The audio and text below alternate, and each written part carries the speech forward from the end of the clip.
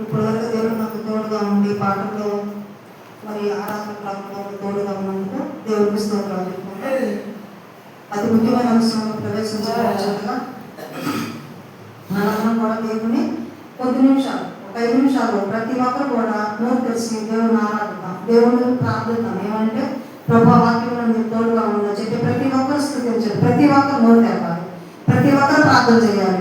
అయ్యా మీరు వాక్యంలో తోడుగా ఉన్న ప్రభావ మీరు అవసరం ప్రార్థన చేయాలి. అందరూ ప్రతి ఒక్కరు ప్రార్థన చేయాలి నోరు తెరిచి. యెహోవా దేవా మీకు స్తోత్రాలు పరిశుద్ధుడా, మీకు స్తుతులు నాయన. ఇప్పటి వరకు ప్రభా పాటలో మీ నుండి జీవాన్ని పెట్టారయ్యా, మీకు వందనాలు నాయన. అయా వాక్యంలో మీరు తోడుగా ఉండి ప్రభా ఇదిగో నా తండ్రి మీ దాసురాలకు ప్రభా మీ మాటల నుంచి అయా ఇదిగో నా తండ్రి పరిశుద్ధాత్మ ద్వారా మీరు మాట్లాడమడుగుచున్నాం నాయన. అల్లాడు మోషాన్ని ప్రభా అయా ఇదిగో మీరు మాట్లాడారు నాయన, మీకు వందనాలు స్తోత్రాలు నాయన. అయా ఈ మధ్యాహ్న కాల సమయంలో ప్రభా ఇదిగో 12 గంటల సమయంలో ప్రభా సమరేశ్వరితో మాట్లాడిన దేవుడు నాయన. అయా నేను నాతో నడిపించి మాట్లాడమడుగుచున్నాం నాయన. సహాయం ఇచ్చేయండి నా తండ్రి. అయా ఇదిగో నా తండ్రి ప్రభా అయా ఇదిగో వాక్యములో మీరు తోడుగా ఉండి ప్రభా మీరు హెచ్చించబడ్డట్టు మేము తగ్గించబడ్డ మీ కృప అనుగ్రహించమని ప్రభా యేసు పరిశుద్ధ నామమున అడిగి వేడుకొనుచున్నాం తండ్రి. ఆమేన్. ఆమేన్.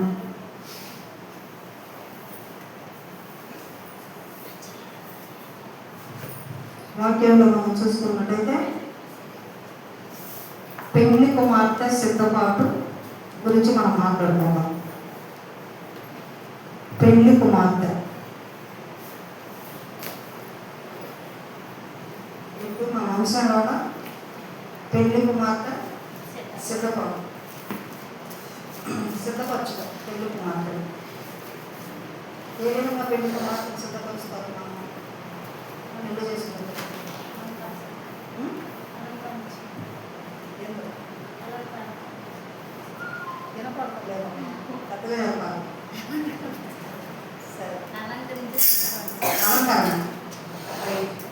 పెళ్లి కుమార్తెపై క్రీస్తు ప్రేమ సంఘము సిద్ధపాటు గురించి ఏంటి? పెళ్లి కుమార్తె అంటే భార్య భర్త పెళ్లి చేసుకోవడం, సంతోషించడం, భోజనాలు అడగడం కాదు. సంఘము సిద్ధపాటు. క్రీస్తు తన భార్య అంటే సంఘము కొరకు ఏ విధంగా కష్టపడ్డాడో ప్రభువారు. భార్య కావాలంటే ఎంత కష్టపడతారండి? కష్టపడతారు కదన్నా భార్య కావాలంటే. ఇప్పుడైతే నెట్లో చూసి ఫోన్లో చూసి పెళ్ళిళ్ళు అక్కడ ఇక్కడ పలానా చోట పెళ్లి కూతురు అనుకుంటాం. కానీ వెనకటి కాలంలో పెళ్లి కుమార్తె కావాలంటే చెప్పులు వెళ్ళిపోయినా తిరుగుతాడు. ఆ ఇల్లు ఏంటి, గోత్రం ఏంటి, వంశం ఏంటి, మంచి చెడు ఎన్ని విధాలుగా ఆలోచించుకుంటూ ఉంటారు. ఎందుకంటే ఆ కుటుంబం ఎలాంటిదో, నా కుమార్తె నా కుటుంబానికి ఇస్తే ఏమైందో, మంచిగా చూస్తారో, అత్తమామలు సరిపడా అన్నదమ్ములు. అప్పుడు సంతానం 10 మంది 15 మంది 20 మంది కనే ఉండకపోవడం. ఆ సమయంలో మరి ఒక కుమార్తెని ఆ గృహానికి పంపించాలంటే చెప్పులు వెళ్ళిపోయినా తిరుగుతూనే ఉంటారంట. తిరిగి ఎక్కడో పోతారు. కనుక దేవుడు సిద్ధపాటు అన్నమాట. తన భార్య కొరకు సిద్ధపాటు, సంఘము కొరకు సిద్ధపాటు. ఆయన ఎంత కష్టపడ్డాడంటే తన ప్రాణాన్ని కూడా పెట్టడానికి సిద్ధపడిన దేవుడు అండి మన దేవుడు. ప్రేమామూర్తి. ఆయన ఆ సంఘము కొరకు తన ప్రాణాన్ని పెట్టాడు, అప్పగించుకున్నాడు. చూసుకున్నాం ధర్మశాస్త్రంలో చూసుకున్న ప్రకటన గ్రంథం 19:6-7 వచనాలు చదువుకున్నాం. చదవగలడు తరగతి చదవాలి.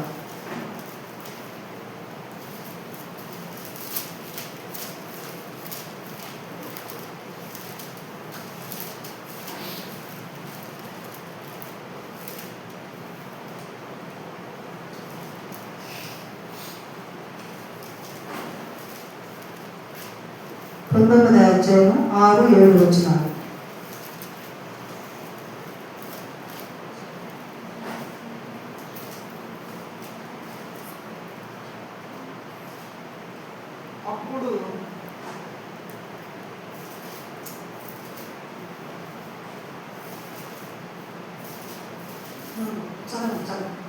అప్పుడు గొప్ప సమూహపు శబ్దమును విస్తారమైన జనముల శబ్దమును, అప్పుడు గొప్ప జనసమూహపు శబ్దమును, విస్తారమైన జనముల శబ్దమును, బలమైన ఉరుముల శబ్దము, పోలిన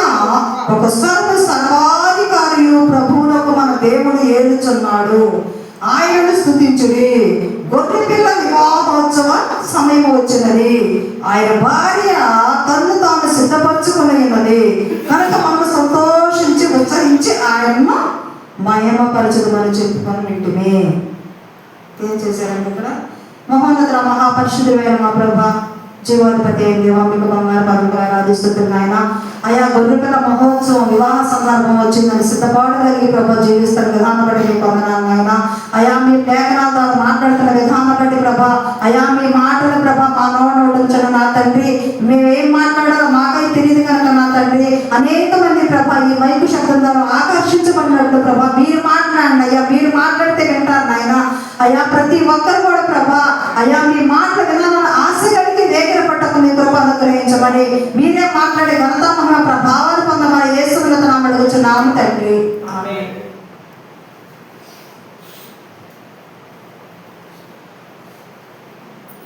ఆయన భార్య తన్ను తాను సిద్ధపరచుకుని ఉన్నది కనుక మనం సంతోషించి ఉత్సహించి ఆయన్ను మహిమపరచదు రెండని చెప్పుకొంచున్నారు అన్నమాట. ఎవరు భార్య? ఎవరు భార్య? ఇప్పుడే చెప్పాను. క్రీస్తు. క్రీస్తు సంఘం కొరకు సిద్ధపాటు అన్నమాట. గొర్రెపిల్ల మహోత్సవం.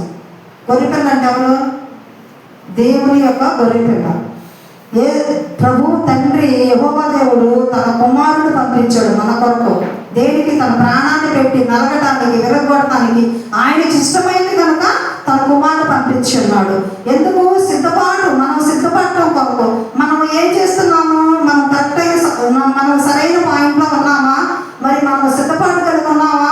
సంఘం సిద్ధపాటు లేకపోతే పెళ్లి కుమారుడు వచ్చి ఎలుగు దిగిపోతే మన పరిస్థితి ఏంటి? గమనించాలి ప్రియ దేవుని బిడ్డలారా. భార్య కొరకు ఎంత ప్రయాసపడ్డాడంటే యేసుక్రీస్తు ప్రభు వారు సంఘము కొరకు. భార్య అంటే సంఘము. నువ్వు నేను ప్రతి ఒక్కరూ ఆయన యొక్క భార్య అన్నమాట. ప్రతి ఒక్కరూ ఆయన శిరసై ఉన్నాడు కనుక మనము సిద్ధపాటు కలిగి జీవించాలండి. సిద్ధపాటు. ఈ దినము నీది కాదు వెర్రివాడని ప్రభు మాట్లాడుతున్నాడు. ధనవంతుడు పేదరాజు మరణించి ఉన్నప్పుడు అప్పుడు ఏమవుతారు? అబ్రహామును ఆనుకున్నాడు పేదరాజులు. ధనవంతుడు వేదనకరమైన స్థలంలో నిలిచి ఉన్నాడండి. ఎంత భయంకరమైన పరిస్థితి. ఒక చెయ్యి కాన్నా కానీ పొయ్యిలో పొడలు పెట్టేటప్పుడు ఏదన్నా సంథింగ్ గ్యాస్ ఏదన్నా కానీ పొరపాటు జరిగినప్పుడు చెయ్యి కాన్నా కాలు కాన్నా ఏదన్నా జరిగినప్పుడు ఎంత బాధపడతామంటే మనము తట్టుకోలేము ఆ యొక్క బాధను. ఆ బొప్పలు వచ్చి నొప్పులు పుట్టి పన్నాలు అవి రాసి డాక్టర్ దగ్గరికి వెళ్ళి చాలా చాలా వైద్యం చేస్తుంటాము. అదే విధంగా చూసినట్లయితే మరి ఇక్కడ అగ్నిగుండంలో వేతలు పడుతున్న ధనవంతుడు ఏం చేస్తున్నాడు? వేతనకరమైన స్థలంలో ఉన్నాడంట. ఆయనకి ఎంత బాధగా ఉందో ఆ మంటల్లో ఉండలేక అలాంటి సమయంలో మరి అతనికి సిద్ధపాటు లేకుండా మరణించాడండి. ఏం చేశాడు? సిద్ధపాటు లేదు. అతను సిద్ధపాటు లేదు.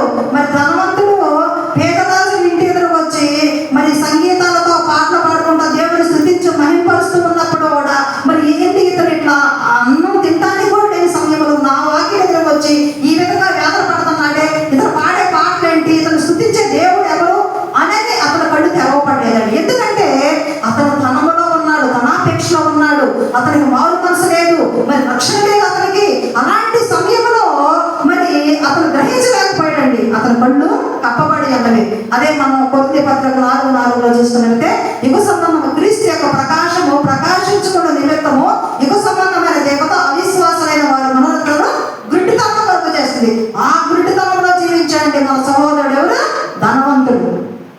ఆ విధంగా జీవించకుండా ఉండటానికి, ఆ విధంగా వేదకరమైన స్థలంలో మనం పడకుండా ఉండటానికి ప్రభువు వారు పంపించారండి తండ్రి.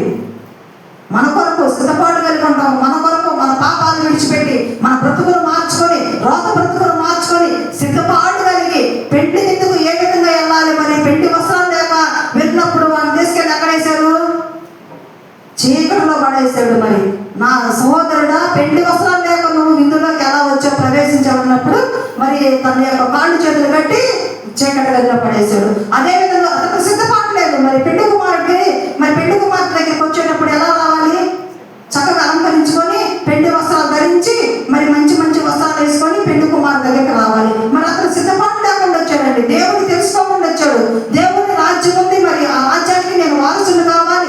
ఈ లోకంలో ఏ విధంగా జీవిస్తున్నా నేను ఆ జీవితాన్ని మార్చు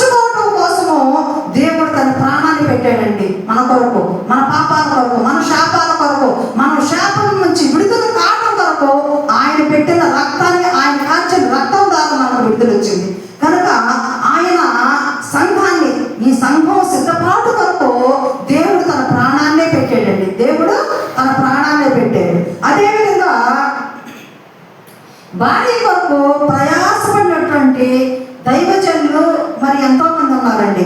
మరి ఇక్కడ చూసుకున్నట్టే యాకోబు గారు చరిత్ర మనం చూస్తున్నాం. యాకోబు గారు మరి ఏ విధంగా చేశాడండి? ఎంత కష్టపడ్డాడు భార్య కొరకు? చెప్పండి, అందరికీ తెలిసి ఈ విషయం. యాకోబు గారు భార్య కొరకు ఎంత కష్టపడ్డాడు?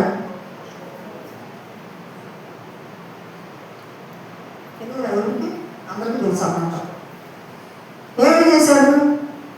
హోషేయ గ్రంథం తీసుకున్నట్టే 12 చూద్దామండి.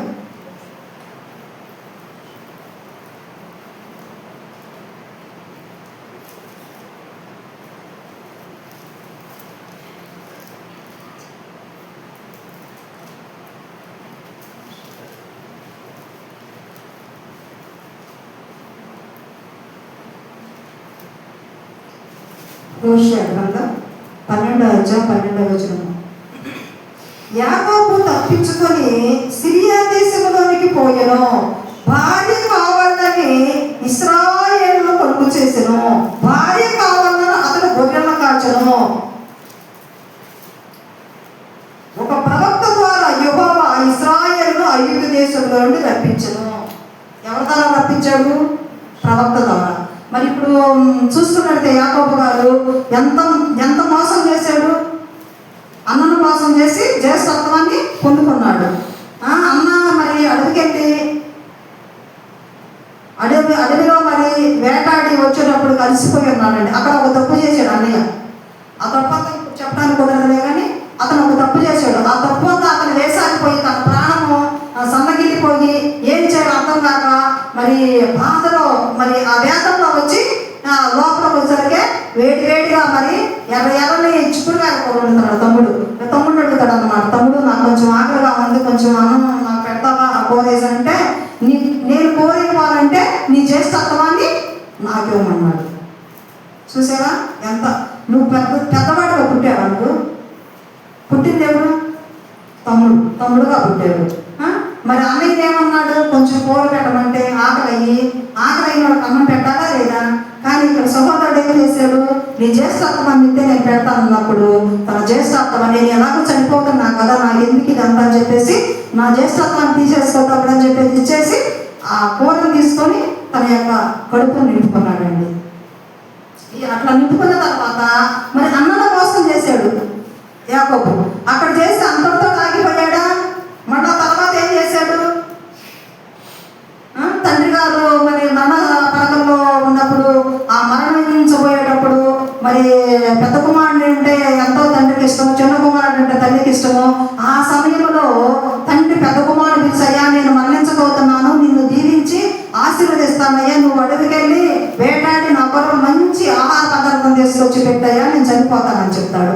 అలాంటి సమయంలో అడవికెళ్ళి వేటాడి మరి ఆ మాంసం తెచ్చేసరికి చాలా టైం పట్టిందండి. మరి దొరుకుతుంది అడవిలో బాగానే మనకి దొరకవు. ఈ మాటలన్నీ సాగు నుండి ఎవరున్నారు?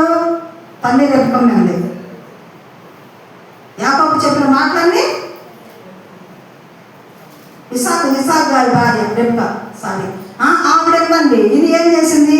ఎమ్మటే యాకోబు పిలిచి చిన్న కుమారుడు పిలిచి, అయ్యా మీ మీ పెద్దాన్ని ఆశీర్వదిస్తానన్నాడు, నీవు వెళ్ళి ఒక గొర్రెని తీసుకొచ్చి మంచి కొవ్వు దూడని తీసుకొచ్చేసి వదిలించి మరి నేను ఆహారం కూరలు వండుతాను, నువ్వు తీసుకెళ్ళి తండ్రి గారికి ఎందుకనంటే, అమ్మో నేను నా యొక్క శరీరము రోమం కలదు కాదు, అన్నయ్య రోమముతో ఉంది, మరి నేను ఎలా వెళ్తాడు, మరి నా శాపాలు నాకు వచ్చి పట్టి నాకు వద్దానంటే, కాదయ్యా ఆ శాపాలను నా మీద వచ్చి పట్టి నువ్వు ఎన్నో ఉంటాడు అనమాట. సరే అప్పుడు ఇక తల్లి చెప్పిన మాట తిరస్కరించలేక ఒక గొర్రె తీసుకొచ్చి వదిలించి మరి అమ్మకి ఇచ్చినప్పుడు వంట చేసి ఆ తోడు మరి ఇక్కడ ఇసాక్ గారు ఏం చేస్తాడు? తన కుమారుడు ఎలా అంటే తెలుసు కదా, తవిడి చూస్తాడు. తనకి కన్ను నన్నగినప్పుడు తవిడి చూస్తాడు అన్నమాట. ఈ తవిడి చూసినప్పుడు శరీరం అంతా ఎలా ఉంటుంది? ఏసరికి ఎలా ఉంటుంది? శరీరము రోమాలతో ఉంటుంది అన్నమాట. ఆ రోమాలతో ఉన్నప్పుడు మరి కూర వంటి తీసుకొని వచ్చినప్పుడు ఆ తండ్రి ఆహారం తీసుకొచ్చాను, తిని నన్ను ఆశీర్వదించమన్నప్పుడు అప్పుడే ఎలా దొరికింది నీకు అన్నప్పుడు దేవుడు యెహోవా దేవుడు సిద్ధపాటు చేశాడు అంటాడు. యెహోవా దేవుడు సిద్ధపాటు చేశాడంట.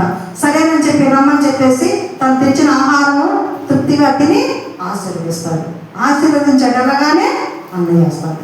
అన్ని రాగానే ఏమైంది? తండ్రి ఆహారం తెచ్చాను, నన్ను ఆశీర్వదించమంటే ఆశీర్వదించింది నువ్వెవరిని అని అడుగుతాడు. నేను పెద్ద కుమారుడిని, నీ పెద్ద కుమారుని అంటే నేను ఇప్పుడే ఆశీర్వదించింది. అయితే యాకోబు మళ్ళా మోసం చేశాడు అనమాట. ఈ 2 మోసాలు చేసి ఇక్కడ నిలవలేక యాకోబు గారు ఏం చేశాడు? మోసం చేశాడు 2 సార్లు. అన్నయ్యనే చేశాడు, తండ్రిని చేశాడు. ఇక్కడ ఒక మాట ఉంది ఏంటంటే, ఈ మోసం చేసినప్పుడు వీళ్ళిద్దరూ మాట్లాడుకుంటూ ఉంటారు. భార్యాభర్తలు సీక్రెట్గా మాట్లాడుకుంటూ ఉంటారు. పిల్లలకి వినపడకుండా కొన్ని మాట్లాడుకుంటూ ఉంటారు. ఎందుకు? వాళ్ళు వినేయండి అన్నమాట. అప్పుడు ఇసాకు గారు, రెబ్కా గారు మాట్లాడుకున్నారు. ఏమని చెప్తున్నాడు? కుమారుడితోటి మాట్లాడుతున్నాడు. అయ్యా, ఇక్కడుంటే నిన్ను అన్నయ్య చంపుతాడు, నువ్వు ఇక్కడ లేకుండా వెళ్ళమని ఇసాకు గారు చెప్తాడండి. ఆ మాట విన్నాడు వేసేది. చాలా బాధేసింది. ఎందుకంటే తండ్రి అంటే చాలా ఇష్టపడ్డాడు. తండ్రి కూడా ఈ పెద్ద కుమారుడు అంటే చాలా ఇష్టం. ఆ మాట ఎప్పుడైతే అన్నాడో, ఆ మాట విన్న తర్వాత తనకి ఇరిటేషన్ వచ్చింది తండ్రి మీద. నా తండ్రి కూడా నన్ను మోసగించడానికి సమపాల్లో ఉన్నాడు, మరి ఈ మాట ఎందుకు అన్నాడు? నువ్వు వెళ్ళయ్యా, నువ్వు ఇక్కడ ఉన్నావు అనుకో, చంపేస్తాడు ఆ కోపం ఆవేశంలో అని చెప్పి కుమారుడిని తల్లి తండ్రి ఇద్దరు కలిసి వాళ్ళ దగ్గరికి పంపించేస్తారండి. వెళ్ళిపోతాడు. ఆ వెళ్ళిపోయిన తర్వాత ఈ యొక్క పెద్ద కుమారుడికి తండ్రి మీద కొంచెం కోపం వస్తుంది అన్నమాట. ఇక ఆ విధంగా అతను ఎక్కడికి వెళ్తాడు? తన మామ దగ్గరికి వెళ్తాడు. తన మామ దగ్గరికి వెళ్ళిన తర్వాత ఆ మామ దగ్గర ఏం చేస్తాడు? వెళ్ళగానే రాహేలును చూసి ముద్దు పెట్టుకుంటాడు. రాహేలు అంటే చాలా ఇష్టపడతారు. రాహేలు చాలా అందంగా ఉంటుంది కనుక రాహేలుని పెళ్లి చేసుకుందాం అనుకుంటాడు. అక్కడికి వెళ్ళి తండ్రి కూడా చెప్పింది అదే, నీ మామయ్య కూతురు ఉంటుంది కదా, వివాహం చేసుకుని అక్కడే ఉండమని చెప్పినప్పుడు తను వచ్చి రాహేలుని ఇష్టపడతాడు. మరి రాహేలుని పెళ్లి చేయాలంటే మరి మామ దగ్గరికి వచ్చి అప్పుడే 7 ఏళ్ళు కొలువు చేసిన తర్వాత అంటాడు అన్నమాట, ఇప్పటికీ నువ్వు జీతం లేకుండా చేస్తున్నావు కనుక నీకు జీతం ఎంత కావాలో అడుగు, నేను ఇస్తానని చెప్పేసి తన మామ అన్నప్పుడు తను కూడా మరి ఇప్పుడు నాకేం కావాలంటే రాహేలు కావాలంటాడు అన్నమాట. నీకు రాహేలు కావాలంటే సరే అని చెప్పేసి వివాహం చేస్తాడు. వివాహం చేసినప్పుడు ఏం చేస్తాడు? ఆ వివాహం చేసినప్పుడు మరి మేనమామ పరులు వస్తాయని చాలా మంది అంటూ ఉంటారు. మసీదు ఎప్పుడు అంటూ ఉంటాడు, ఏదన్నా జీవులు ఏదన్నా అనగానే అన్ని మేనమామ పరుకులే అంటాడు.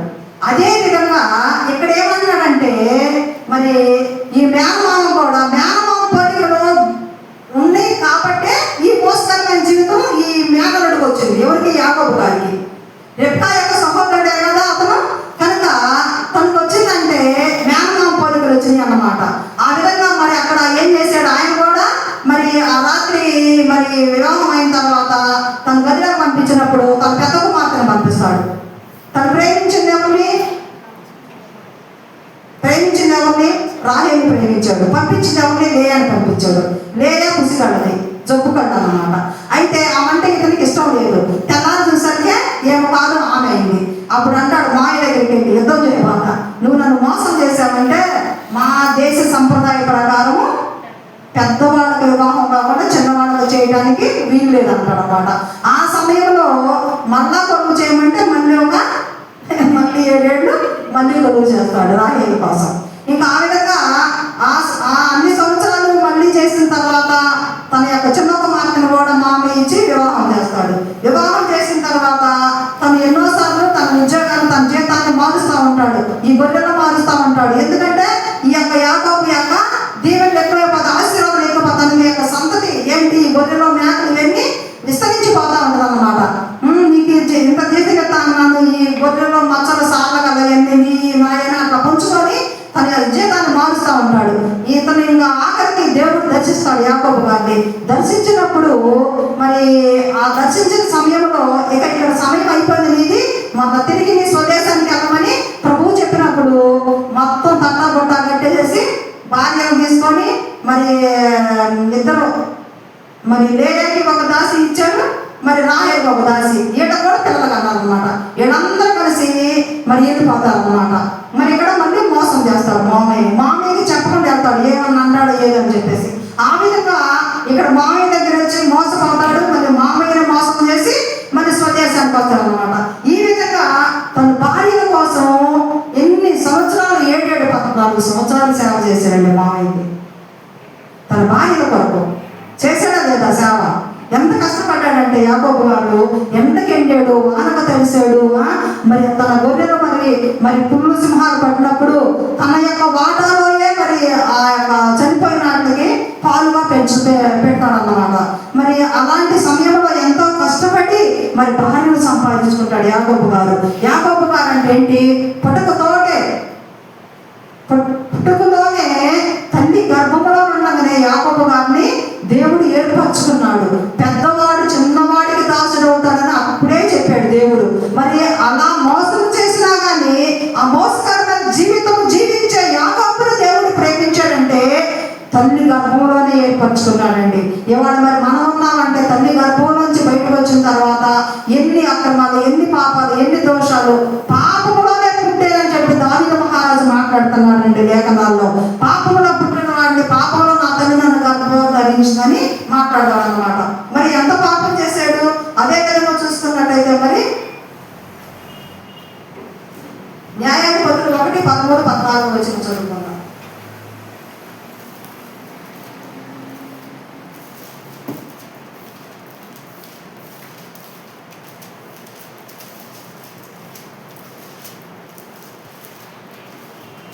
న్యాయాధిపతులు 1వ అధ్యాయం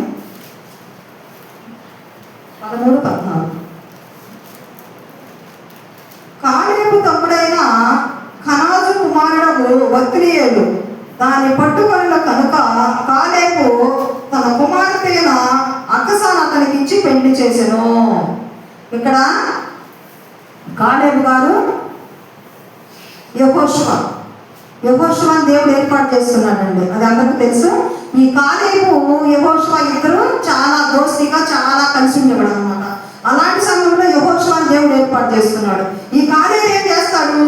ఇక్కడ తను మరి జయించలేని, ఇప్పుడు ఈ ఇశ్రాయేలు మీదకి ఫిలిష్తీయులు దాడి చేసి ఎన్నోసార్లు యుద్ధాలు చేశారు.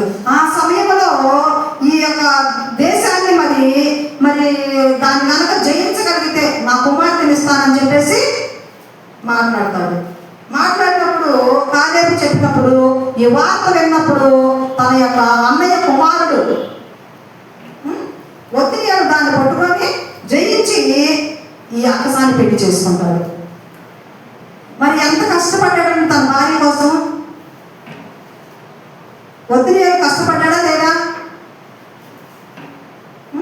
ఒత్నియేలు ఇప్పుడు దేశం మీదకి వెళ్ళి యుద్ధం చేయాలంటే మరణంతో జయము పొందాలంటే మరి మరణించినా మరణిస్తాడు, లేదా జయం పొందినా పొందాడు. మరి ఇంత కష్టపడి మరి ఆ దేశాన్ని జయించి మరి తను జయించాడంటే కారణం ఏంటి?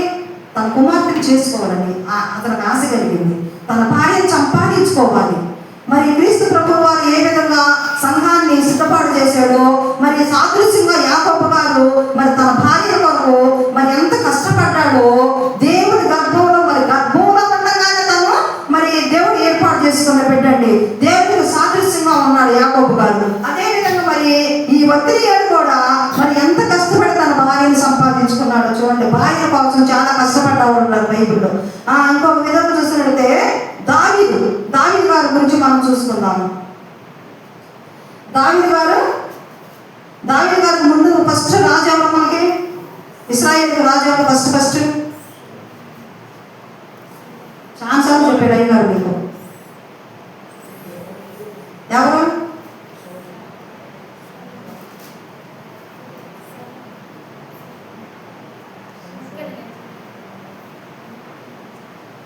దావీదుకు ముందు రాజాలు సౌలు ఫస్ట్.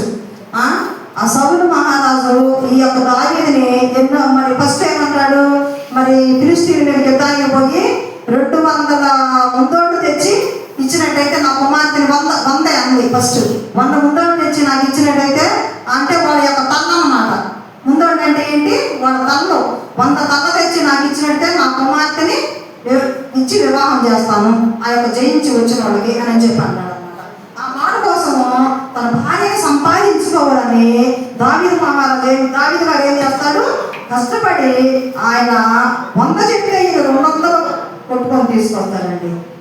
1 సమయాలు 18:25 వచనం.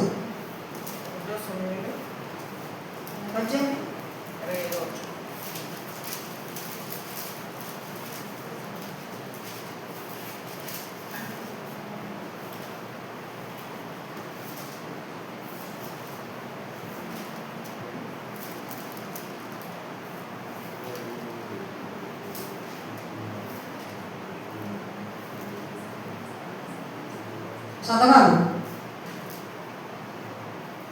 18వ అధ్యాయము 1 సమూయేలు 18:28. యెహోవా దావీదుకు తోడుగా ఉండుటయు తన కుమార్తె అయిన మీకాలు అతను ప్రేమించుటయు సౌలు చూసి దావీదునకు మరి ఎక్కువగా భయపడి ఎల్లప్పుడూ దావీదు మీద విరోధముగా ఉండెను.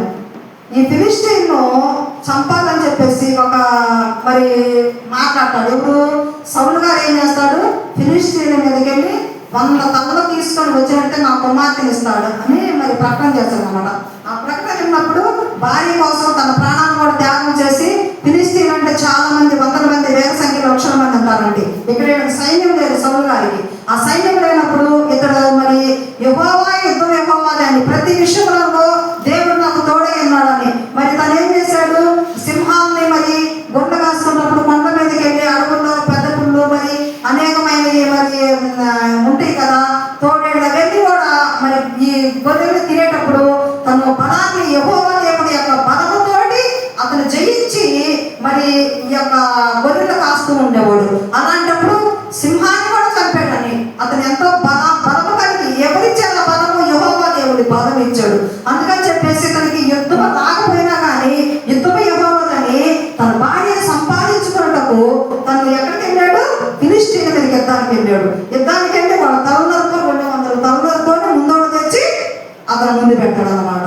ఆ విధంగా పెట్టినప్పుడు ఏం చేస్తాడు, మరి మేఘాన్ని ఇచ్చి వివాహం చేస్తాడు అనమాట. తర్వాత మళ్ళా ఇంకో చూసుకుందాము, ఆదికాండములో ఆదాము గురించి.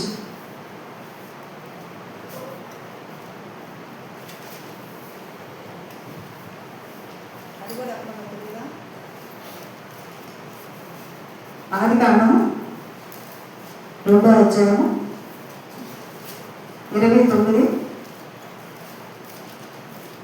ఆదికాండము 2వ అధ్యాయము 23. అప్పుడు ఆదాము ఇట్లా నేను నా ఎముకలలో నా ఎముకల్లో ఒక ఎముక, నా మాంసంలో మాంసము, ఇది నరుల నుండి తీయబడదు కనుక. తర్వాత ఇక్కడ 21 చదువుకున్నాం. అప్పుడు దేవుడైన యెహోవా ఆదామునకు గాఢ నిద్ర కలుగ చేసి అతడు నిద్రించున్నప్పుడు అతని ప్రక్కట ఎముకలో ఒకదాన్ని తీసి ఆ చోటును మాంసంతో పూడ్చెను. తరువాత దేవుడైన యెహోవా తాను ఆదాము నుండి తీసిన ప్రక్కట ఎముక స్త్రీగా నిర్మించి ఆమెను ఆదాము వద్దకు తీసుకొని వచ్చాను. అప్పుడు ఆదాము అప్పుడు పేరు పెట్టాడు అనమాట, నా ఎముకల ఎముక, నా మాంసంలో మాంసం అని చెప్పేసి అప్పుడు అన్నాడు అనమాట.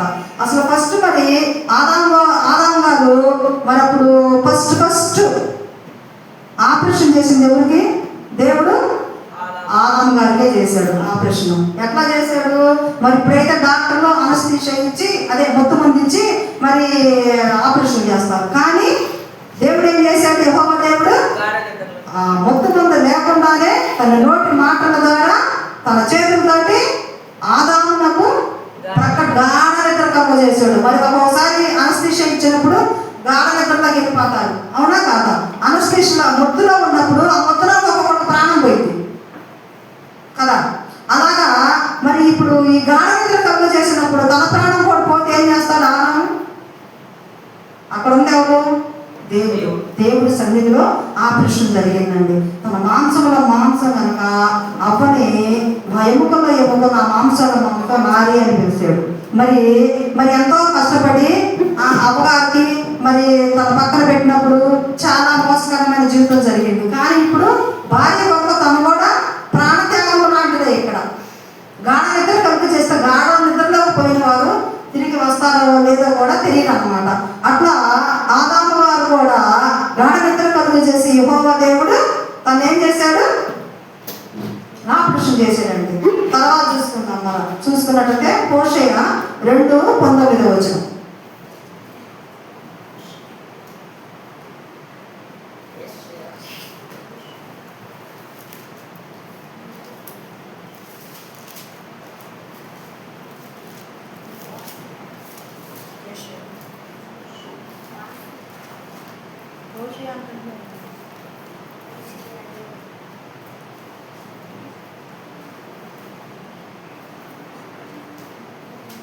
హోషేయ 2:19.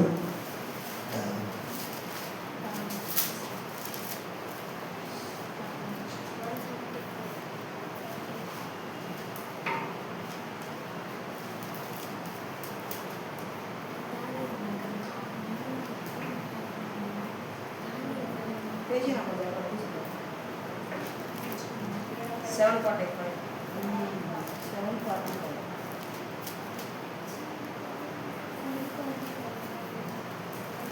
ఎన్నో వచ్చినాము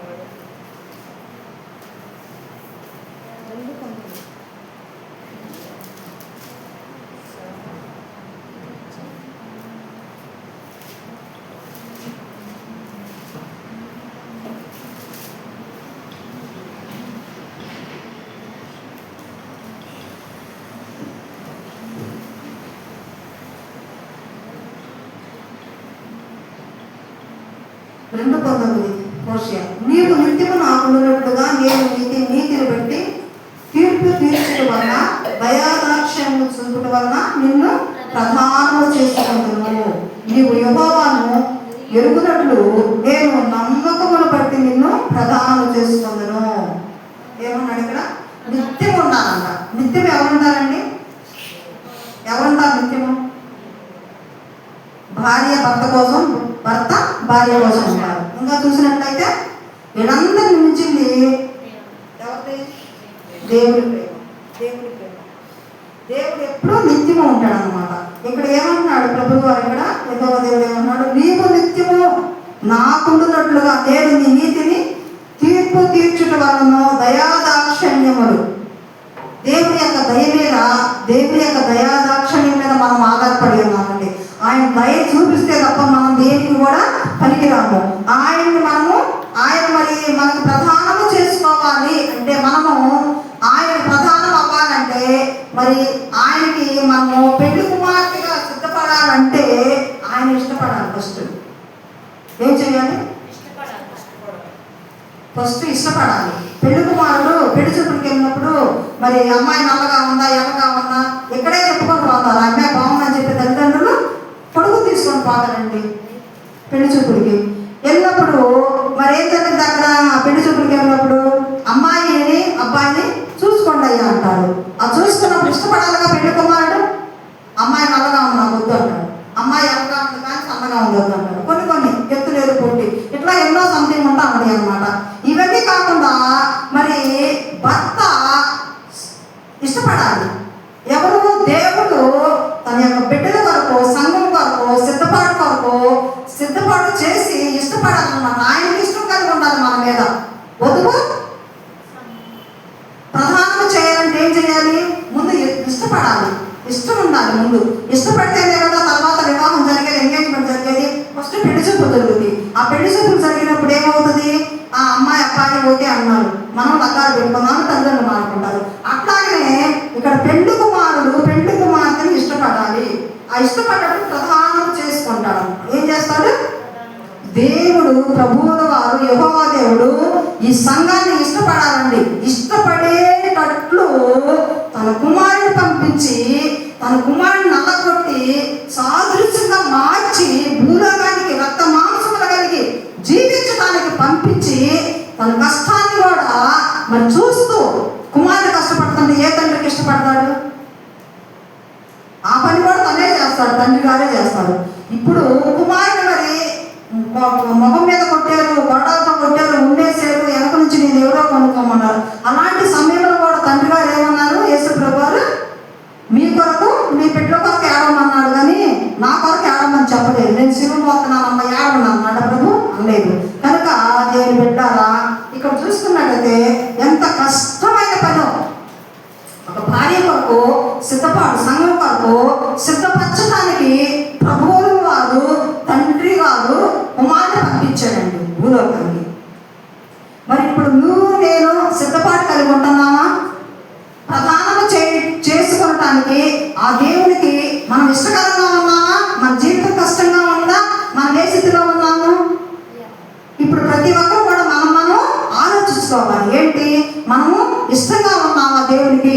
మన మాటలు ఎలా ఉంది, మన క్రియలు ఎలా ఉంది, మన ప్రవర్తన ఎలా ఉంది, మన ఆలోచనలు, మన చూపులు సమస్తమును గుర్తెరిగిన దేవుడు అండి ఆయన యెహోవా దేవుడు.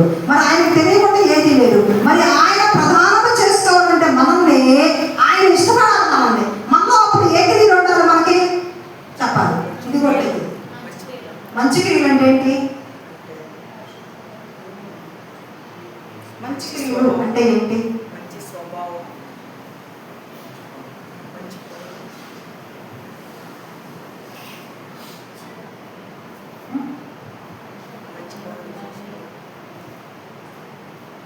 మంచి చెడు, మంచి దేవుడు గుర్తెరగడమే మంచితనం.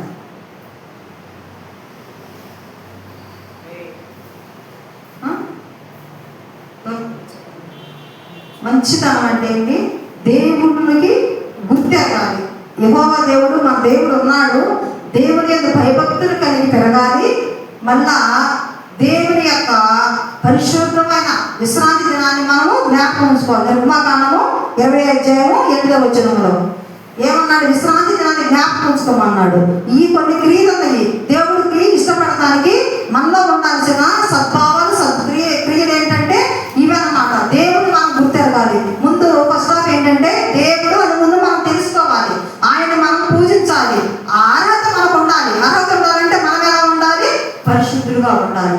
పరిశుద్ధులు మనలో ఉండాలంటే ఏమి తీసేసుకోవాలి? మనలో ఉండాలి దుష్టత్వము, దుర్నీతి, అహంకారం, గారము, అబద్ధాలు, దొంగతనాలు, ఇవన్నీ కూడా మనం ఏం చేయాలి? తీసివేయాలి. మరి ఎన్ని తీసేసుకోగలుగుతున్నామా? రేపొద్దున పెళ్లి కుమారుడు రాబోతున్నాడండి. అంత్యకాలంలో అపాయకరమైన దినముల్లో ఉన్నాము. అలాంటి సమయంలో పెళ్లి కుమారుడు రాబోతున్నాడు. ఆ పెళ్లి కుమారుడు వచ్చేటప్పటికి వధువుగా నువ్వు సిద్ధపడుతున్నావా? వధువుగా నిన్ను దేవుడు ఇష్టపడుతున్నాడా? నీ క్రియలు ఎలా ఉన్నాయి? మన క్రియలు ఎలా ఉన్నాయి? మనం ఎప్పుడు ప్రార్థనకు వస్తాము? మనం ఎలా ఉన్నాం? దేవుళ్ళు ఎలా ఉన్నాము? 12 గంటలకు ప్రార్థనకు వచ్చేది 11 గంటలుగా తొందరగా చెప్పాలి. అది సిద్ధపాటు ఏది? ఒక ఇప్పుడు చచ్చిపోతాం మనకు అందరినీ. అంత్యకాలం వచ్చి ఒక దేవుడు అలా తీసేసుకున్నాడు అనుకో, ఇప్పుడు ఏంటి? రక్షణ లేని బిడ్డల పరిస్థితి ఏంటి?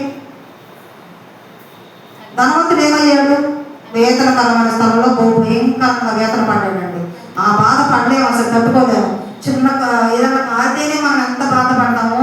మరి వేతనకరమైన స్థలంలో ఉన్నాడు. అప్పుడు అంటాడు, అయ్యా తండ్రిపైన అబ్రహామా ఒక్కసారి రాజులను పంపయ్యా అంటే అక్కడ వారు ఎక్కడికి రావడానికి లేదు, ఇక్కడ వారు అక్కడికి పోవడానికి లేదు. మధ్య నుండి పెద్ద అగాధం ఉందంట.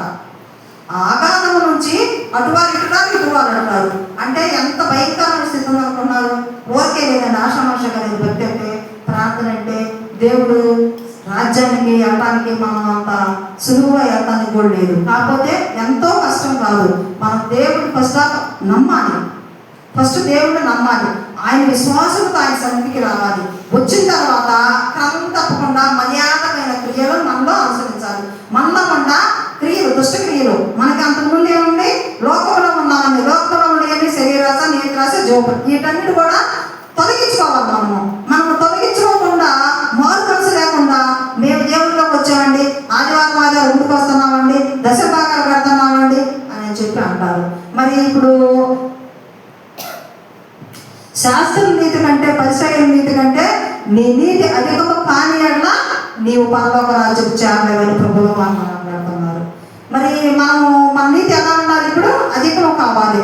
మనము మనల్ని వధువుగా దేవుడు ఇష్టపడాలంటే, ప్రధానంగా చేయబడాలంటే, ప్రతి ఒక్కరు కూడా కూర్చున్న మనము ప్రధానంగా చేయబడాలి అంటే మరి ఆయన ఇష్టపడాలి. మరి పెళ్లి చూపులు అయినాయా? మీలో పెళ్లి చూపులు అయినాయా? ఏంటది? ఎవరు మాట్లాడుతున్నారు? దేవుడు మిమ్మల్ని చూసి ఇష్టపడ్డాడా లేదా? మరి ఇక్కడ బైబిల్లో చెప్తుంది అదే. సిద్ధపాటు ప్రధానము. సిద్ధపాటు అంటే ఏంటి? ఒక వరుడు వధువు కొరకు సిద్ధపాటు. ఆ సిద్ధపాటు అంటే ఏంటి? సంఘము క్రీస్తు కొరకు సిద్ధపాటు. అది ఉందా లేదా? మీరు సిద్ధపడ్డారా లేదా? క్రీస్తు కొరకు మీరు పెళ్లి చూపులు అయినయా లేవా? పెళ్లికు వారికి నచ్చావా లేదా? మనం సిగ్గుపడాల్సిన అవసరం లేదు. ఇక్కడ మన కాదు పెళ్లి ఎప్పుడు అయిపోయింది. భూలోకంలో పెళ్లి ఎప్పుడు అయిపోయింది. ఇక్కడ అసలు పెళ్లి ఉంది. ఈ పెళ్లి జరగాలి, ఈ పెళ్లి కావాలి. ఈ పెళ్లికి మనము ఇష్టపడాలి. పెళ్లి వరుడు ఇష్టపడాలి. వరుడు ఇష్టపడాలంటే మన క్రియలు. ఇప్పుడు మనం ఒక చిన్న ఎగ్జాంపుల్ చెప్తాను.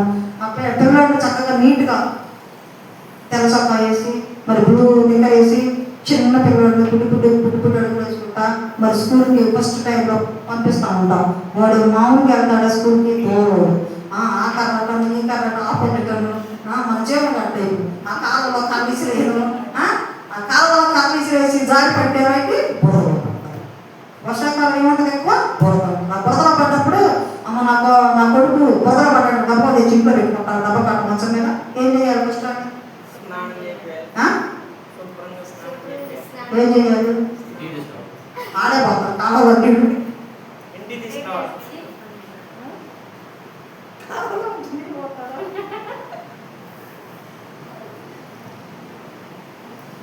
చెప్పండి అప్పుడే పోతారు నీళ్ళు ఇంకోటి ఫస్ట్ బురదకుంట పడ్డవాడిని లేపాలి. లేపి వెంట ఇంటికి తీసుకొని పోవాలి. ఇంటికి తీసుకొని వచ్చి ఆ వస్త్రాలన్నీ తీసేయాలి కదా. అప్పుడు స్నానం చేయించి మళ్ళీ వేరే వస్త్రాలు వేసి స్కూల్కి పంపిస్తాను. ఇప్పుడు మరి మనము దేవుడు వస్తున్నాడు అనుకోండి, మన క్రియలు ఎలా ఉన్నాయి మనం ఆలోచించుకోవాలి. మనం సిద్ధపాటు ఉండాలి. మనం చూసుకుంటా ఉండాలి. నేను ఉదయం వేసి ఎన్నో అబద్ధాలు ఆడాను, ఎన్నో మాట చెప్పాను. దేవుడు ఇష్టంగా ఉంటాయి అవి కష్టం ఉంటాయా? మరి సిద్ధపాటు లేనప్పుడు మరి దేవుడు ఇక్కడ ప్రధానం చేసుకుంటాడు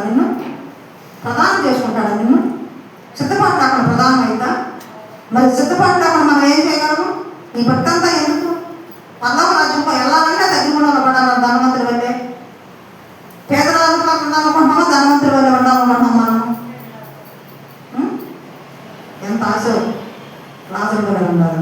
మన క్రియలు మనం కూడా సరి చేసుకుంటాం.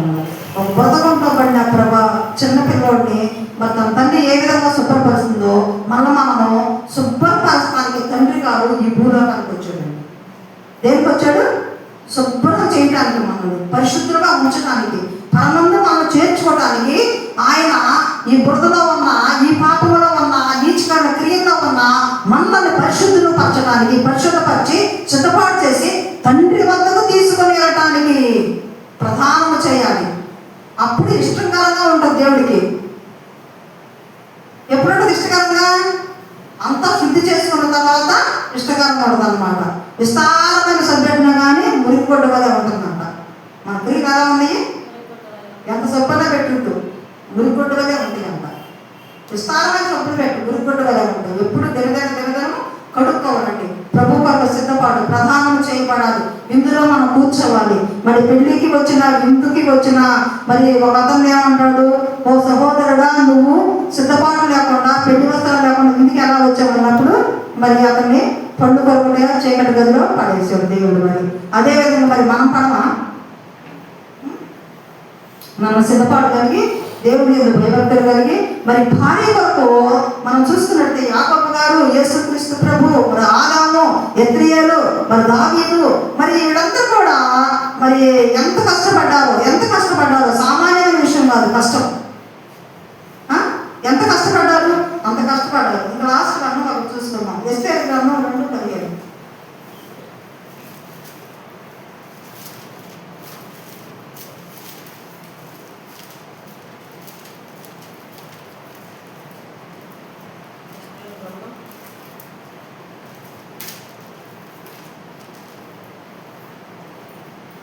ఎస్తేరు గ్రంథం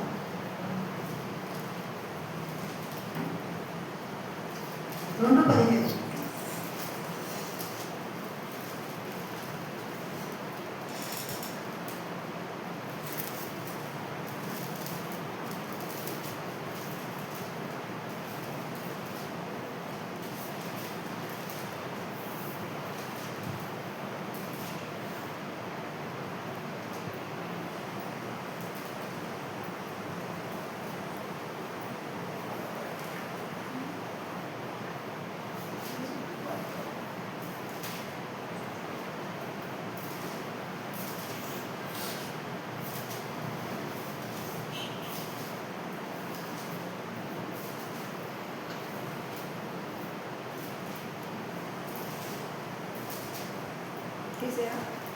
ఎస్తేరు గ్రంథం 2:15.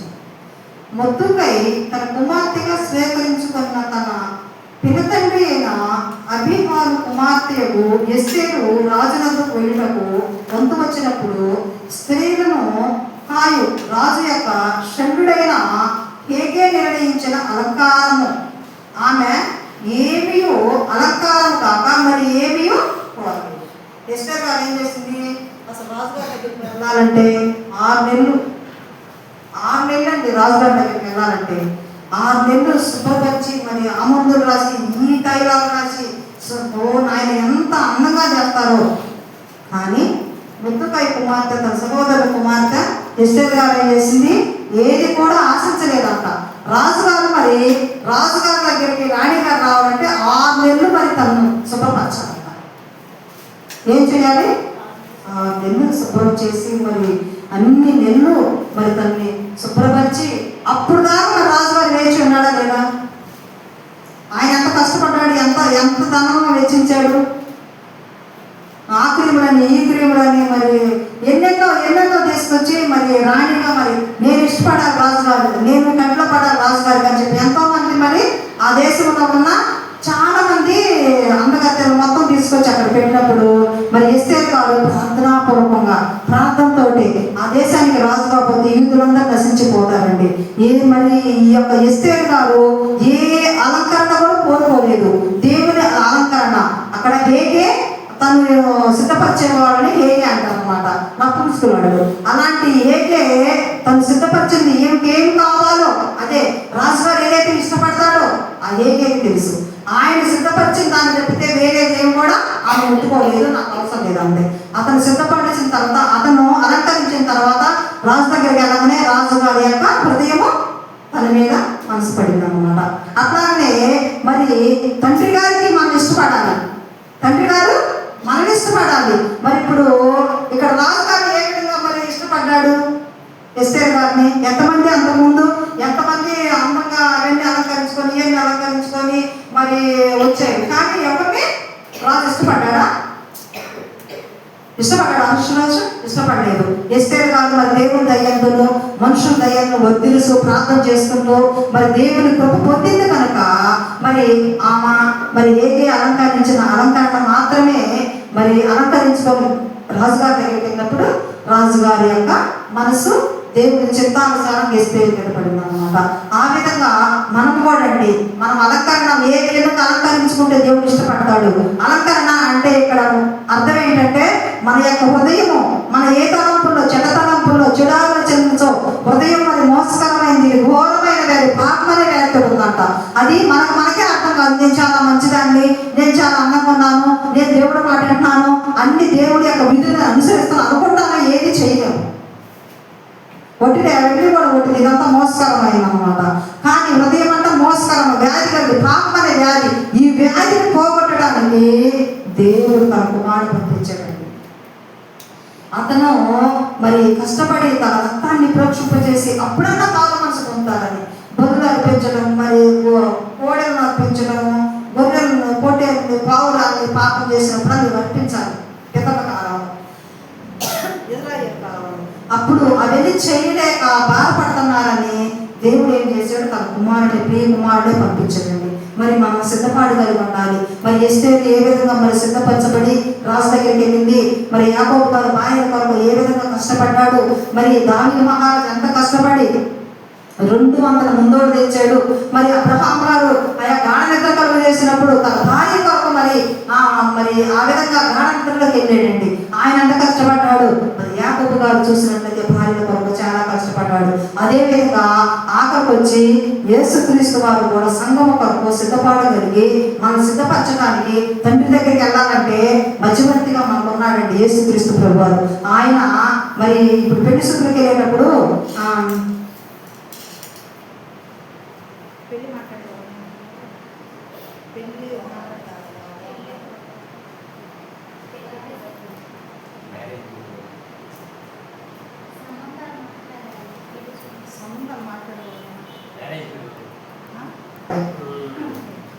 పెళ్లిని తయారయ్యమని మధ్యవర్తిగా ఉంటాడు. అటు పెళ్లి కుమార్తెకి ఇటు పెళ్లి కొడుకు. ఇప్పుడు యేసు ప్రభువు తన రక్తాన్ని ప్రోక్షింపచేసి అటు యెహోవా దేవుడికి మనకి మధ్యవర్తిగా ఉండి నలిగిపోయాడండి. మన పాపాలు మన దోషాలు మన కొరకు ఎంతో బాధపడి కష్టపడి మరి అన్నింటినీ కూడా మరి శుభ్రత మరి పరిశుద్ధత కలిగి మరి దేవుడు వస్తున్నాడు. రేపు పొద్దున యెహోవా దేవుడు మరి దీన్నంతా పాడు చేయబోతాడు. ఎప్పుడు మన నోహ కాలం పాడు చేశాడు, అవునా కాదా?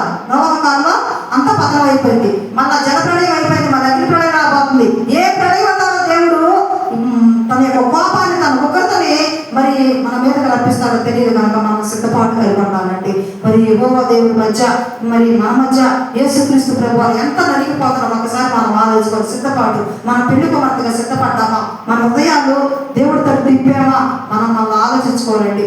మనం ఒక్కడే కాదు, మన కుటుంబ సభ్యుల కొరకు, భార్య కొరకు, భర్తల కొరకు, బిడ్డల కొరకు, మరి ఇరుగు కొరకు, వారి కొరకు, సహోదరుల కొరకు, అందరి కొరకు మనం ప్రార్థన చేయాలి. ఈ భారత కలిగి మనం ప్రార్థన చేసినప్పుడు మరి అంత్యకాలంలో అపాయకరమైన దినముల్లో ఉన్నాం కనుక రేపు పొద్దున రాకడ వచ్చిందనుకో, ఆ రాకడ సిద్ధపాటు కలిగి మనం జీవించాలి. ఒకడు ఎంత పడతారో ఒకడు వినవబడతాడంట, పరమలో ఒకడు ఎంత పడతారో ఒకడు వినవబడతాడు. అది ఊదగానే ఆ ఊదడం అనేది ఆ యొక్క శబ్దంలోనే వినాలంటే మనం ఎలా ఉండాలి? పరిశుద్ధంగా ఉండాలి. ఆ పరిశుద్ధత మనం కలిగి జీవించినట్లయితే మనం దేవుని రాజ్యానికి పొందుకోవడానికి సిద్ధంగా ఉంటాం అన్నమాట. ఈ కొద్ది మనకు దేవుడు దీవించబడుగా ప్రార్థన